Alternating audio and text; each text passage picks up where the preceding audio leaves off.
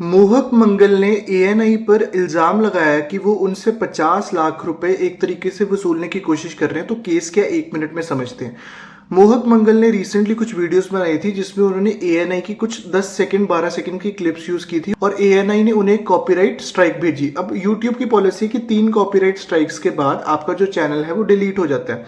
मोहक मंगल का कहना यह है कि उन्होंने जो भी क्लिप्स यूज किए उन्होंने फेयर यूज के अंडर यूज किए और कॉपीराइट एक्ट के अकॉर्डिंग वो इस चीज को यूज कर सकते हैं।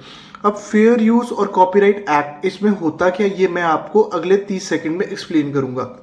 फेयर यूज होता है कि आप किसी और का कंटेंट यूज कर सकते हैं अपनी खुद की वीडियो में यूट्यूब और कॉपीराइट लॉ के अंडर। लेकिन यूज इसको कब कर सकते हैं? पहली बात, प्राइवेट यूज के लिए यूज कर सकते हैं कि आप कहीं पे डाल लेना सिर्फ अपने प्राइवेट यूज के लिए, या फिर आप रिसर्च के लिए यूज कर सकते हैं, या फिर आप किसी कंटेंट को रिव्यू कर रहे हैं, या फिर आप किसी कंटेंट पे कमेंट्री दे रहे हैं, या फिर आप उसे क्रिटिसाइज कर रहे हैं, या फिर इसके अलावा आप कुछ करंट अफेयर्स या फिर कोई न्यूज या फिर इन सब चीजों की कुछ करंट अफेयर्स की अगर आप रिपोर्टिंग कर रहे हैं तो भी आप किसी और का जो कंटेंट है वो फेयर यूज के अंडर यूट्यूब पर यूज कर सकते हैं और आप पर कोई भी कॉपीराइट स्ट्राइक नहीं आएगी। तो according to law Mohak Mangal is completely entitled to use that ANI's video.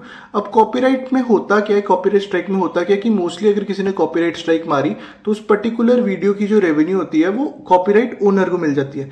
लेकिन एएनआई ये नहीं कर रहा, एएनआई वो रेवेन्यू क्लेम ही नहीं कर रहा। एएनआई कह रहा है कि आप या तो हमें पेनल्टी भरो 40-50 लाख रुपए की, या फिर आप हमारा एक सब्सक्रिप्शन खरीद लो जो हम बाकी जो भी न्यूज़ सर्विसेज है उनको जो हम वीडियोस प्रोवाइड करते हैं वो हम आपको भी करेंगे, आप हमारी वीडियोस यूज कर सकते हो, लेकिन उसके लिए आपको 2 साल का 40 से 50 लाख रुपया देना होगा। ये कुछ नहीं है, ये सिर्फ एक धांधली है, ये सिर्फ एक वसूलबाजी है।